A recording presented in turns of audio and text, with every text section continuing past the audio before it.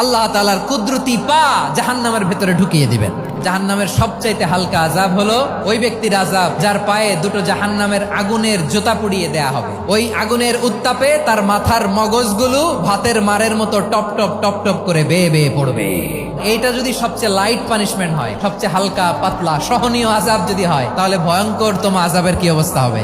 জাহান্নামের অবস্থা এত ভয়ঙ্কর হবে, জাহান্নামের ভেতরে লক্ষ লক্ষ কোটি কোটি কাফির মুশরিককে দেওয়ার পরেও জাহান্নাম বলবে হালমিম মাজিদ, আরো আছে নাকি, আরো দাও, আমার ক্ষুধা নিবারণ হয় নাই।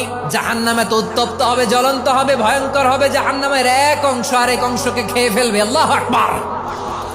জাহান্নামের রক্ষী ফেরেশতারা কি করবে তারা নিজেরাও বুঝতে পারবে না। কোনো কিছুতেই যখন জাহান্নামকে শান্ত করা যায় না, আল্লাহ তাআলা তার কুদরতি পা জাহান্নামে ঢুকিয়ে দিবেন। দেওয়ার সাথে সাথে জাহান্নাম থেকে আওয়াজ আসবে, কাত বিইজ্জাতিকা ওয়া বিকারামিকা, আল্লাহ আপনার ইজ্জতের কসম, যথেষ্ট হয়েছে, আর লাগবে না। সুবহানাল্লাহ বলেন।